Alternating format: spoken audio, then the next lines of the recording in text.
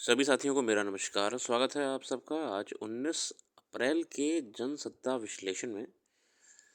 आइए शुरू करते हैं आज का जनसत्ता विश्लेषण बिना किसी देरी के। तो पहले पेज पे खबर आती है, अमेरिका ने 1000 विद्यार्थियों की वीज़ा पर रोक लगाई है। ये बेसिकली अमेरिका में अ, कई पॉलिसीज़ को ट्रम्प साहब नया करने का प्रयास कर रहे हैं। अब एक चीज़ अमेरिका में ये देखी जा रही थी कि बहुत से जो छात्र हैं सो कॉल्ड, वो आए तो छात्र की तरह हैं, F1 वीज़ा वगैरह होता है, लेकिन लेकिन वह काम उपद्रवियों वाले कर रहे हैं। जैसे पैलेस्टाइन इजराइल वाले समस्या को लेकर आंदोलन करना, इसके अलावा समय समय पे यूनिवर्सिटियों में धरने वगैरह करना, अ, और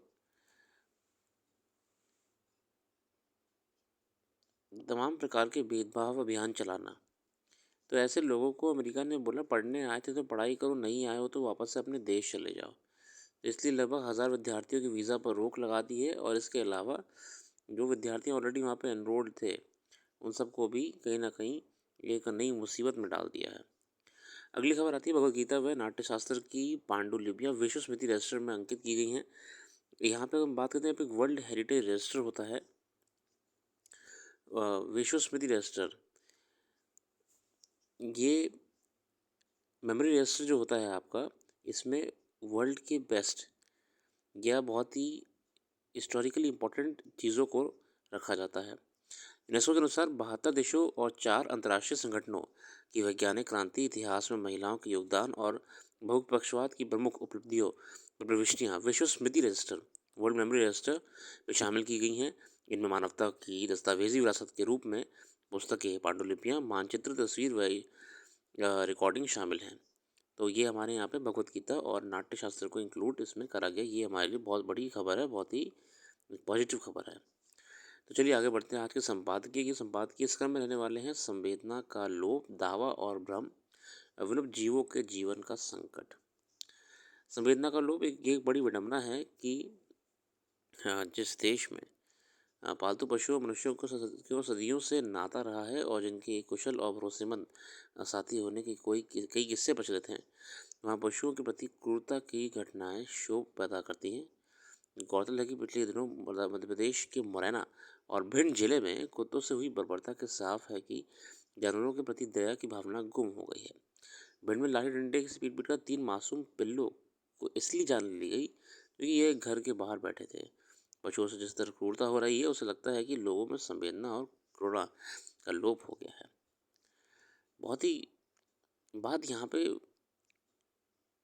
साइकोलॉजी की ये है कि अगर ऐसे प्रवृत्ति के लोग, ऐसी मानसिक प्रवृत्ति के लोग हमारे समाज में रह रहे हैं, तो उन्हें रहने का कोई अधिकार नहीं है। ये समाज हर किसी को आगे लेके चलने में विश्वास करता है। ऐसे साइकोलॉजिकली इम्बैलेंस लोगों को तत्काल ट्रीटमेंट के रेफर कराया जाना चाहिए। एक अध्ययन में पाया गया है कि पशुओं से दुर्व्यवहार करने वाले द्वारा अन्य मनुष्यों को नुकसान पहुंचाने की संभावना 5 गुना होती है। पशुओं से हिंसा करने वाले प्रायः महिलाओं और बच्चों में शारीरिक दुर्व्यवहार करते पाए गए हैं।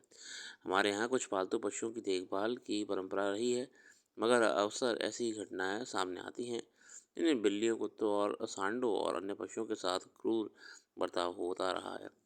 केरल में कुछ वर्ष पहले एक हथनी की विस्फोटक से भरा अनानास खाने से हुई मौत ने मानवता पर कई सवाल खड़े किए थे। सवाल है कि कोई जानवर आक्रामक हो रहा है तो इसके कारणों को जानना चाहिए। गलियों में किसी अनजान व्यक्ति को देखकर कुत्ते को भौंकना स्वाभाविक है। देखिए, वो जानवर है और इतनी सोच विचार की क्षमता उसमें नहीं होती जितनी मनुष्य में होती है। मगर कभी कभी मनुष्य ही जानवरों का जानवरों से भी बदतर व्यवहार करना शुरू कर देते हैं। अगला संपादकीय है दावा और भ्रम।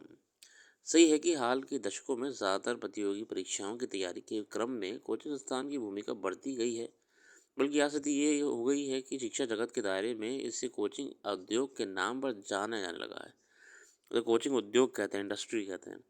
मगर इस क्रम में बनी निर्भरता के समांतर बहुत सारे कोचिंग संस्थान अपने यहाँ दाखिले के लिए जिस तरह के दावे करते हैं, उन अपनी उपलब्धियों, सुविधाओं और संसाधनों को इस कदर बढ़ा चढ़ाकर पेश करते हैं कि कई विद्यार्थी इस प्रभाव में वहाँ चले जाते हैं। कई बार ऐसे भी होता है कि किसी अन्य संस्थान में पढ़ाई कि ये सफल अभ्यर्थी को वह अपने यहाँ का बता देते हैं। हालांकि कई बार ऐसे दावे झूठे निकलते हैं। कोचिंग संस्थानों की इस प्रवृत्ति पर कई बार सवाल उठ चुके हैं। सरकार ने सख्ती बरतने की बात की है। खुद सर्वोच्च न्यायालय भी कह चुका है कि कोई संस्थान अभ्यर्थियों की ज़िंदगी से खिलवाड़ कर रहे हैं, मगर अलग अलग तरीके अपना कर झूठे दावे करने के चलन पर अब रोक नहीं लगाई जा सकी है। देखिए, इससे पहले सीसीपीए जो है आपकी अब एक बार फिर केंद्रीय उपभोक्ता संरक्षण प्राधिकरण यानी सीसीपीए ने कुछ संस्थानों की ओर से परोसे जाने वाले भ्रम पर शिकंजा कसने के लिए कड़ी चेतावनी जारी की है। देखिए, कंज्यूमर प्रोटेक्शन को लेके क्या करा गया कि जिन जो कोचिंग इंस्टीट्यूट्स झूठे एडवर्टीजमेंट दे रहे थे कि ये फला फला बच्चा हमारे सेलेक्टेड हैं, उन सब पर जुर्माना लगाया गया और ये प्रयास करा जा रहा है कि ऐसे मिसलीडिंग एडवर्टीजमेंट्स को रोका जाए ताकि बच्चों का माइंड गलत चीज़ों को फीड ना करें। इसके तहत कोचिंग संस्थानों को ये सुनिश्चित करना होगा कि उनके विज्ञापन सटीक, स्पष्ट हो और भ्रामक दावों से मुक्त हो। जैसे 100% सिलेक्शन, 20% 90 सिलेक्शन, हमारे जो ऐसी बातें लिखते हैं ये तो भ्रामक है। ये छिपा नहीं है कि प्रतियोगी परीक्षाओं की तैयारी कराने के मद्देनजर कुछ संस्थान जिस तरह की प्रचार सामग्री जारी करते हैं उनका केंद्रीय भाव यही होता है कि उनके यहाँ पढ़ाई करने के बाद सफलता की गारंटी और चयन की संभावना 100% होगी। हकीकत यह है कि कुछ संस्थानों और उसमें पढ़ने वाले विद्यार्थियों की संख्या बहुत बड़ी है। उसके मुकाबले नौकरी के लिए सीटें सीमित या बहुत कम संख्या में होती हैं। ऐसे में सबको 100% चयन की गारंटी देना भ्रम परोसने से कम नहीं है। सपने बेचना होता है। गौरतलब है कि आईआईटी जेईई परीक्षा के नतीजों के तारीख नज़दीक है। आमतौर पर इसी तरह की किसी बड़े महत्व की परीक्षा के नतीजे के बाद कई कोचिंग संस्थानों की ओर से ऐसे दावे किए जाते हैं कि उनके यहाँ पढ़ाई करने वाले विद्यार्थियों ने कामयाबी हासिल की है। इस क्रम में वह कई बार दूसरे संस्थानों के विद्यार्थियों का नाम भी फर्जी तरीके से इस्तेमाल करते हैं।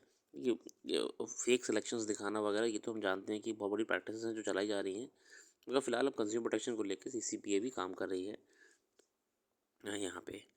अगला है विलुप्त जीवों के जीवन के संकट। ये है ऋतुपर्ण दवे साहब का एक और बढ़िया संपादकीय। हम सभी इतने व्यस्त हो गए हैं कि प्रकृति प्रदत्त दुर्लभ जीव जंतुओं और जैव विविधता की महत्ता को ही भूल गए हैं, या फिर जानबूझ कर बुला देते हैं। मगर जब कभी कोई अजूबा जीव जंतु जीवित दिखता है तो हम पुराने किसी कहानियों को खंगालने लगते हैं, विषयों की तरफ अचरज भरी निगाहों से देखते हैं। प्रायः ऐसे जीव देखे जाते हैं जिनमें हम विलुप्त मान बैठे होते हैं, लेकिन वास्तव में ही नहीं। जितना इनका मिलना विस्मयकारी है उतना ही उच्चारणीय भी। वास्तव में ये दुर्लभ हैं या मानव निर्मित कथित कृत्रिम विकास के डर का जीवन बचाने के लिए बहुत दूर जा छिपे हैं। हाल ही में हिमाचल प्रदेश में उड़ने वाला एक जीव मिला। देश और दुनिया के वैज्ञानिक और जीव प्राणी विशेषज्ञ चकित रह गए। इस दुर्लभ प्रजाति को लगभग 7 दशकों से विलुप्त माना कर 1994 से ही खोज बंद कर दी। वह अचानक जीता जागता दिख गया तो सबका अचरज में डूबना स्वाभाविक था। लाहौल स्पीति में उड़ने वाले गिलहरी जैसे यूप्टर्स सिनरस कहते हैं, वह मानवीय गतिविधियों से मिली दूर सुनसान इलाकों में लगाए गए कैमरों में कैद हुआ। यह अकस्मात ही था क्योंकि वास्तव में सर्वेक्षण हिम तेंदुओं का हो रहा था। विभाग ने क्षेत्र वर्ष 23 में बर्फानी तेंदुओं के संरक्षण के लिए दुर्गम इलाकों में कैमरे लगा रहे थे, जिनमें 10 अक्टूबर से 4 दिसंबर 24 के बीच हुई रिकॉर्डिंग को खंगालने के दौरान उन्हीं ऊनी गिलहरी की तस्वीर कैद हुई, वूली स्क्विरल आपकी। जैसे वह नेचर कंजर्वेशन फाउंडेशन मैसूर द्वारा पिछले 15 वर्षों से शीत रेगिस्तान में दुर्लभ वन्य जीवों की खोज की जा रही थी। वास्तव में हिम तेंदुओं की जानकारी जुटाई जा रही थी, लेकिन अब अन्य और विलुप्त समझे जाने वाले कुछ वन्य जीवों के अस्तित्व में होने का सच भी सामने आ गया। हिमाचल की दुर्गम वादियों में SPIA यानी snow leopard population assessment in Indian योजना के तहत मियार घाटी के अति दुर्गम क्षेत्रों में 62 कैमरे लगाना वन विभाग और सरकारी तंत्र के लिए आसान नहीं था, लेकिन वहाँ के युवाओं के जोश ने इसे बेहद कठिन और चुनौतीपूर्ण काम को कर दिखाया। तो यहाँ पे सब हो क्या रहा था कि स्नो लेपर्ड का सर्वे कर रहे थे। स्नो लेपर्ड का सर्वे करने के चक्कर में उन्होंने वहाँ पे कैमरे वगैरह लगाए थे और वहाँ पे उस कैमरे में देख ली उन्होंने ये स्क्विरल, जो कि आखिरी बार 1994 में बताई गई थी कि विलुप्त हो गई थी।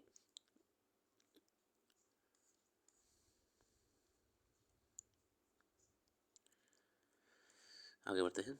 विलुप्त श्रेणी में डाले गए दुर्लभ प्रजातियों के प्राणियों के मिलने से इतना तो साफ हो गया है कि पहाड़ों पर बर्फीले रेगिस्तानी चट्टानों और ढलानों वाले पारिस्थितिक तंत्र में इनकी मौजूदगी अब भी है, और वैज्ञानिक तथा वनस्पति प्राणी शास्त्र के विशेषज्ञों को अपनी राय बदलनी होगी।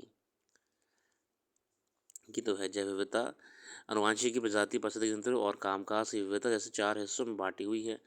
इन पर मंडरा रहे खतरों से सभी के स्वास्थ्य और कल्याण पर नकारात्मक प्रभाव पड़ता है। वन्यजीव को बचाने वाले महत्वपूर्ण रपट भी इन पर आसान खतरों को भापती हुए निपटाने के तत्कालिक कदम उठाने के लिए सचेत कर बताती है कि अब भी लापरवाह रहे तो कुछ ही दशकों में दुनिया भर में कई प्रजातियां लुप्त होंगी। देखिए, वन्य जीव रिपोर्टें, कई खबरें आती रहती हैं जिस हिसाब से ये हमें जानने को मिलता है कि अगर समय रहते पर्यावरण को लेके और जन जन जीव जंतुओं को लेके हम सजग नहीं हुए, जो कि नहीं हो रहे हैं, तो ये बहुत बड़ा विनाश हो जाएगा पूरे तंत्र का। बिगड़ते पर्यावरण और प्राकृतिक आपदाओं के रौद्र रूप से पर्यावरणीय और पारिस्थितिकी तंत्र की क्षति के संकेत मिलते हैं, तो विलुप्त माने बैठे जीव जंतुओं के मिलने से सुखद संदेश भी मिलते हैं। तो ये पॉजिटिव खबर है फिलहाल, ऐसे विलुप्त जीव जंतुओं का मिलना बहुत बड़ी पॉजिटिव खबर है। आगे देखते हैं।